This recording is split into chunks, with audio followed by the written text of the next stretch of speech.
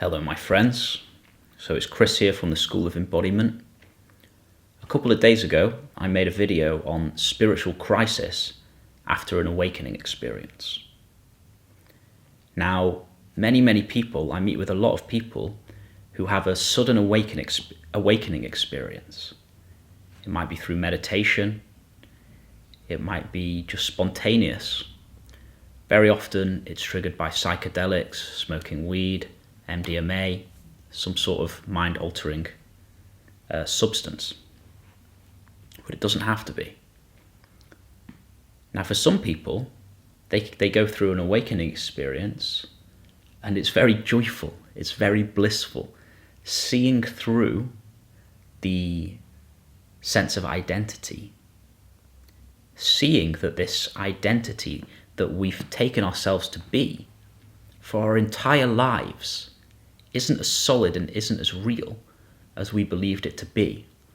For some people, that can open up a lot of joy, a lot of peace, a lot of bliss, as the weight of that sense of separation softens or dissolves. But for some people, if they're not prepared, when they go through an awakening experience and that solid sense of identity which they've known for their whole lives is seen through, instead of opening one to bliss, peace, joy, and all these lovely symptoms and experiences within the body and mind, it can bring this big wave of terror. It's like the ego feels that it's about to disappear, and it may even have disappeared for a moment or a while, and then suddenly it comes back up with a big wave of fear. And that big wave of fear is the ego, which is saying, no, I don't want to die. I don't want to disappear. This doesn't feel safe. Because the ego was developed to keep you safe, to keep the body and the mind safe. All the thought patterns, all the identity patterns, all of our conditioning was designed from a young age to keep us safe in this unconscious world. So when we see through it, when it starts to soften, when it starts to dissolve, it can bring for some people a lot of fear. And that fear in the ego of not wanting its own disappearance can bring up every psychological wound and every trauma from the depths of your psyche to try and pull you in. And it will just be firing anything it can find into your mind. And these people enter into a spiritual crisis. And the word that everybody uses to describe this is hell. I've met with many people who've been through this experience, and I've been through this experience myself. And the only word you can find to describe it is hell. And also within this experience, many people feel like they've lost their soul. They enter into a dark night of the soul. It creates a lot of suffering. It is incredibly scary. And for me, this was very intense for the first month, incredibly intense. I couldn't sleep, nightmares, it was just... And then it was pretty intense for the first year, and it actually lasted for a few years. And then I found certain means and certain methods to help me take my power back from my mind, and over the years to anchor myself into a place of presence, a place of goodness. And I found this deep sense of inner safety. There is a deep sense of goodness inside. There is a joy inside. There is a peace inside. And I'm certainly no longer being pulled into these hellish mind patterns. The body, still has a little bit of it's still holding on to a certain extent and is still releasing the fear and the patterns that were present when I was going through that crisis. But the mind is clear, the heart is open, and there's a sense of safety. Now, the reason I'm speaking about this and telling you this is because I want to give you hope that if you are in this experience, there is a way out of it. And not only is there a way out of it, but this will be the most important, positive experience of your life. No matter how intense the darkness, no matter how much you feel like you're stuck and there's no way you're going to overcome this, no matter how many fears and how many doubts you have, this is here actually for your own inner transformation. This is here for your own awakening. And even that word awakening can be scary for people going through this experience. Because people going through this experience are like, fuck awakening. I want to go back to my old identity. I want to go back to the way I was before. But there's also this knowing that there's no way back. You can't go back to the way it was before. But actually, you're going to move through into something much greater, much freer, much more who you are than who you believed you were then. Because were you really satisfied? Were you really fully happy? Were you fully in enjoyment in life? Were you fully rested in life? No. And that's what this experience is trying to open up within you. Through the depths of hell, you'll find your way into heaven. So what can you do? What methods are there to help bring you out of this experience, to help you feel safe again?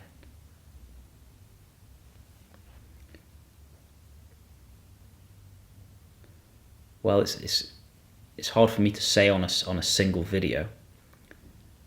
So I will give some methods, but I also want to say that every single video that I've recorded on this channel, and there's hundreds of them, has been born out of this very experience. And if you are somebody who's going through this experience of a spiritual crisis, then every single video that I've made has been born out of what helped bring me out of hell and start putting me in touch with heaven, to bring me out of that identification with such a difficult, challenging, fearful, traumatized mind, and in touch with the peace and goodness of being. But the one thing that you really, really need to do is you have to learn to love yourself. And we can hear that so many times. It's like it's a new age thing. You need to love yourself. And you think, I'm going to say affirmations to myself like, you are great, you are amazing, you are... No. To love yourself means to feel yourself. To have the willingness to be with the challenging emotions, challenging sensations, to be with the very energy of fear within the body.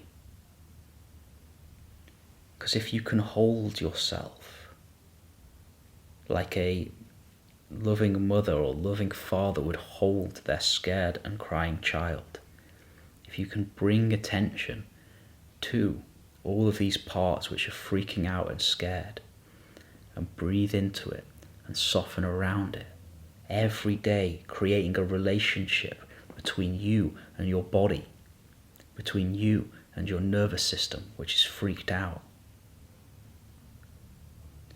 And this may sound weird, but you can even speak to your body. You can speak to your belly, your heart, your throat, your shoulders, and you can say, it's okay, it's okay, it's okay, it's okay. I've got you. I love you. I love you. If you're stuck in this crisis where your nervous system is so freaked out, then Sometimes we need to bring touch, words, and attention into the body to just help it soften. We have to do this every day. We have to be so present with ourselves, so delicate with our own nervous systems, and in being in the body, in being in the feelings, instead of allowing those feelings to throw us into psychological loops of fear in the mind. Because that's what the ego wants to do. The ego doesn't want to die. And so it tries to get you caught in all of this stuff in the mind. But you are more powerful than your ego. You are more powerful than this thinking which might be driving you crazy.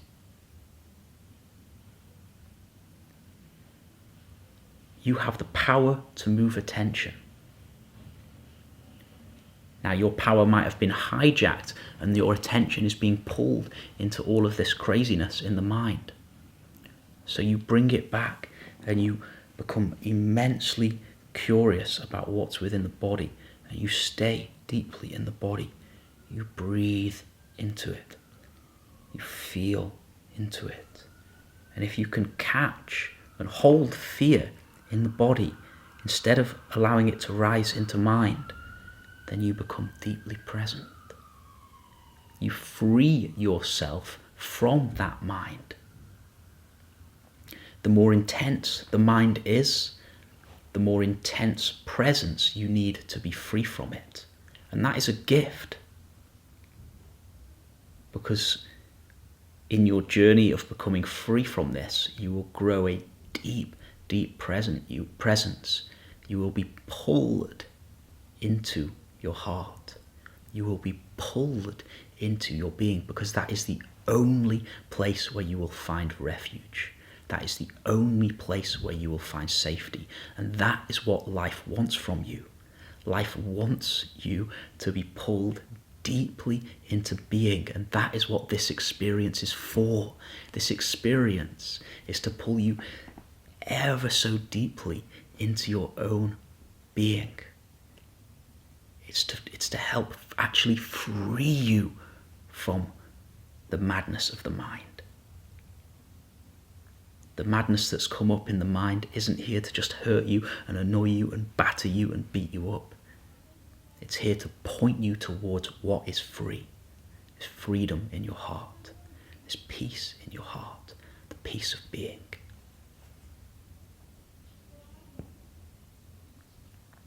The other thing that I'll mention quickly is this experience is going to force you into coming to a place where you no longer believe the thoughts that are moving through your head. There is a great freedom in coming to no longer believe the thoughts that are moving through your head. The first thing you must do is catch them. Watch them. Oh, there's that thought which has an intensity to it, has a bitterness to it, has some sort of pain in it, and you see it. Instead of being it, you come to see it. And if you see it, you cannot be it. Every time you see a thought, you've gone beyond the thought. So you make your mind incredibly conscious. You see that you're not the thoughts. Thoughts can feel so painful when we believe ourselves to be that mind, but we are not the mind. We are the one who sees it. We are the one who is aware of it. There is a space of freedom here, no matter how much turmoil is kicking off within your body and mind. This space of freedom is always here. And with the delicacy of our attention, we need to locate this freedom and place our attention on it. Be more interested in the space within which the thoughts are arising than the thoughts themselves. You can see the thoughts easily, but what about the space? Can you have just the subtle intention to get in touch with that subtle quality, that subtle field upon which the the thoughts are arising. Be more interested in what the thoughts are arising within than the thoughts themselves. Be more interested in the context of your mind than the content of your mind. The space of your mind than the movements of your mind.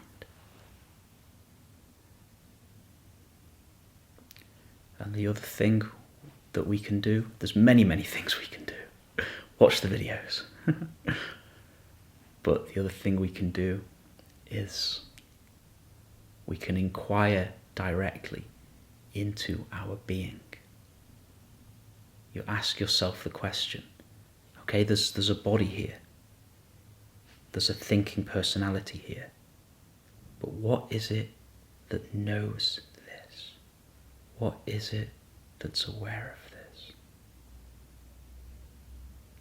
And we start to become gently more and more comfortable with this experience of being, which initially may have scared us so much because we may have opened to it in a very deep way too quickly.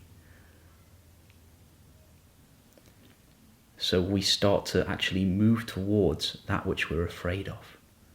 We start to subtly reopen our awareness and our attention into our being.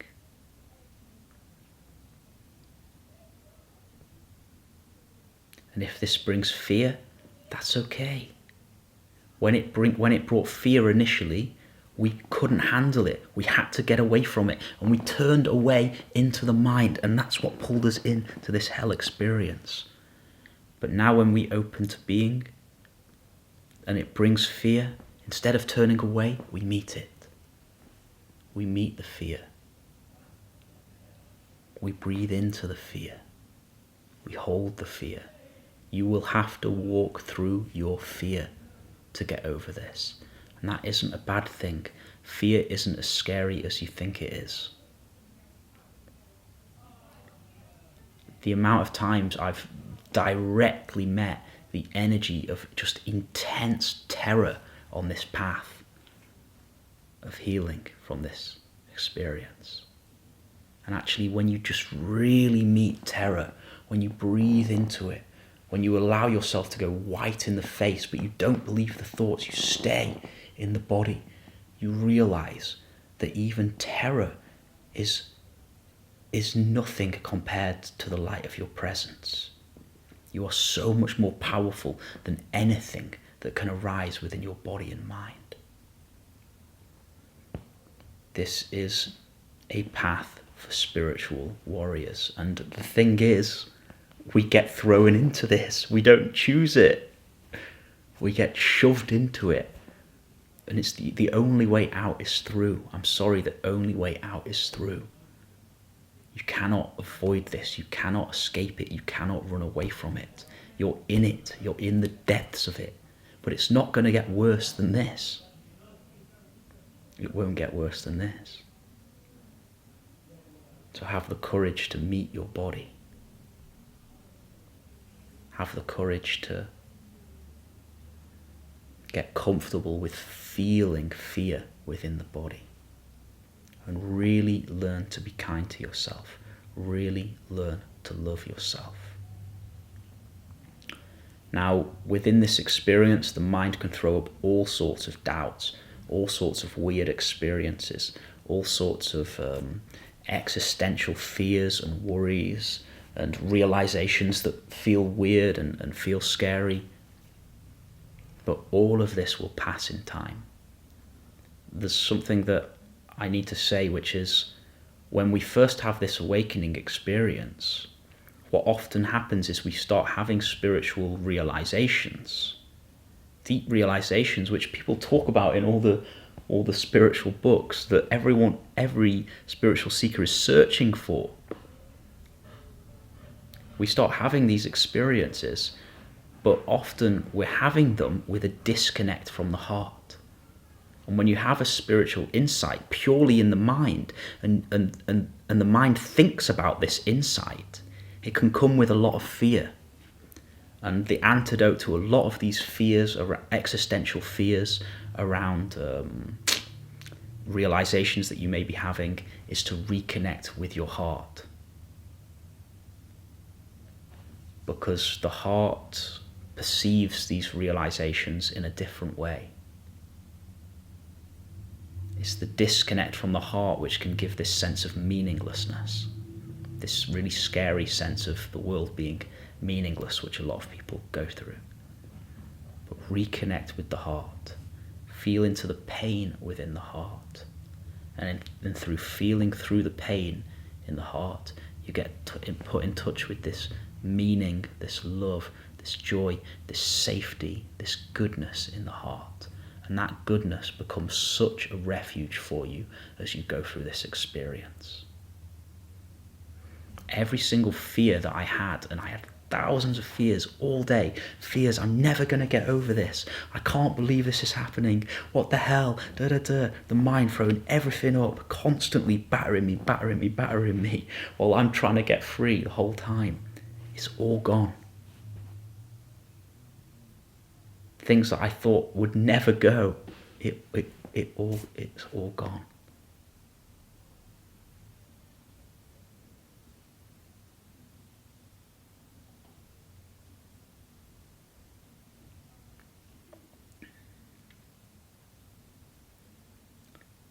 Yeah, this isn't a mistake. This is your awakening. For lots of people on the path, this happens. It's part of the awakening. And it's here to really actually light your soul up in a very intense, beautiful, wonderful way. So just keep going. Feel the body. Find a good therapist to work with. Find good teachers to work with.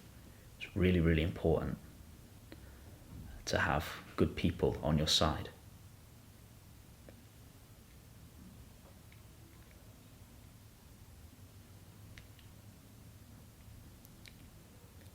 And you're not broken. That's the fear, especially for people who have done psychedelics. It's too much, I took too much, I've broken my brain. Nah, the nervous system's much more resilient. It can all be rewired. It'll take time, but even the process of healing and rewiring the nervous system, even if it takes time, that develops positive qualities within you: patience, softness, goodness, sensitivity.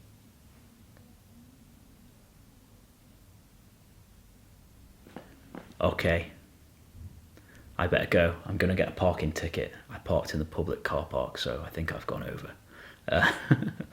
But thank you for being here, and I'll see you on the next one.